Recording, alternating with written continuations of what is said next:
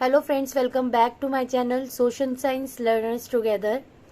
आई hope आप सब अच्छे होंगे, अपनी स्टडी और रिवीजन टाइम पर कर रहे होंगे। फ्रेंड्स, आज की वीडियो में मैं आपके साथ शेयर करूंगी नेक्स्ट 15 क्वेश्चंस जो कि DSSB के प्रीवियस ईयर के क्वेश्चंस होंगे।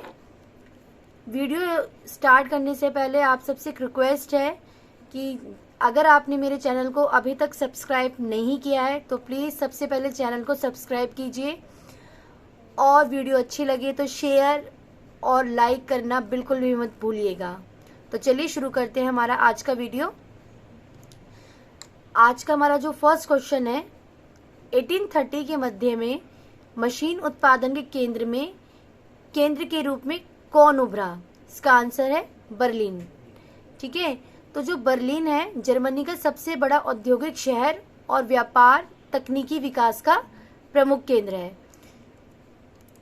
नेक्स्ट क्वेश्चन है, किस वर्ष में 47वीं रेजिमेंट के सिपाहियों ने भारत से बर्मा जाने के लिए मना कर दिया था? फोकस करना है आपको। 47 जो थी वो रेजिमेंट थी और जगह कौन सी थी? भारत से बर्मा जाने के लिए सिपाहियों ने मना कर दिया था, वो थी 1824। बैरकपुर विद्रोह 2 नवंबर 1824 प्रथम आंग्ल बर्मा युद्ध के दौरान की घटना है।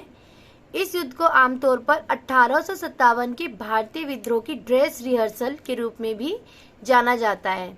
तो आपको इससे दो क्वेश्चंस पता चल रहे हैं। पहला कि जो 47वीं रेजिमेंट थी उसमें जो सिपाहियों ने भारत से बर्मा जाने के लिए मना कर दिया था, तो वो घटना कब घटी थी? 1824 में।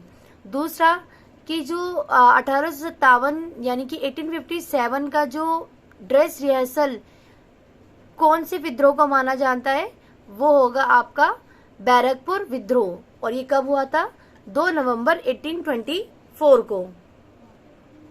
नेक्स्ट क्वेश्चन, कौन सा कथन प्रथम पंचवर्षीय योजना के संदर्भ में सही है? यानी कि यहाँ पर आपको कुछ पॉइंट्स दिए हुए हैं और आपको उसको जो प्रथम पंचवर्षीय योजना थी उसके रिगार्डिंग उसका आंसर करना है। तो पहला है, जो प्रथम पंचवर्षीय योजना थी वो हैरोल्ड डोमर पर आधारित थी। सेकंड, योजना कृषि पर केंद्रित थी। और तीसरा, इसकी शुरुआत 1950 में हुई थी। तो फ्रेंड्स, यहाँ पर इसके दो ऑप्शन सही हैं। पहला हैरोल्ड डोमर पर बेस्ड थी और दूसरा कृषि पर भी केंद्रित थी। लेकिन थर्ड वाला जो ऑप्शन है वो इसका गलत है, क्योंकि जो हमारी प्रथम पंचवर्षीय योजना थी वो 1951 से 1956 की अवधि के लिए 1951 से स्टार्ट हुई थी और 1956 तक रही थी। और इसका जो प्राथमिक उद्देश्य था भारत के लोगों के जीवन स्तर में सुधार करना था। फ्रेंड्स, आप लोग देख रहे होंगे कि सिर्फ आपके साथ क्वेश्चन शेयर नहीं किए जा रहे हैं, बल्कि हर क्वेश्चन के साथ जितनी भी इम्पोर्टेंट डिटेल है वो ज़्यादा से ज़्यादा आपके साथ शेयर करने की कोशिश की जा रही है। तो प्लीज़ मेरे हार्डवर्क को ध्यान में रखते हुए चैनल को सब्सक्राइब करना मत भूलिएगा। नेक्स्ट क्वेश्चन है, निचले मेंटल और बाहरी कोड के बीच पृथ्वी के आंतरिक भाग में मौजूद अशांति को क्या कहा जाता है? इसका आंसर है गुटेनबर्ग अशांति। निचले मेंटल, क्वेश्चन आप दोबारा से सुनिएगा। निचले मेंटल और बाहरी कोड के पृथ्वी के आंतरिक भाग में मौजूद अशांति को क्या कहा जाता है? तो उसका आंसर है गुटेनबर्ग अशांति। जो अशांति होते हैं वो 5 होते हैं। पहला है गुटेनबर्ग अशांति, जो कि आपको बता दिया गया है कि निचले मेंटल और बाहरी कोड के मिड में होता है। दूसरा होता है आपका मोरविक अशांति, जो कि पृथ्वी में परपटी व मेंटल के बीच में स्थित होता है। तीसरा होता है आपका रैप्टी असंबद्धता, जो कि मेंटल का वह भाग जो स्थलमंडल और एस्थोनिस्फीयर के नीचे क्रोड के ऊपर होता है। फोर्थ है लहसन असंबद्धता, जो कि बाहरी कोड और आंतरिक कोड के बीच में संक्रमण क्षेत्र होता है।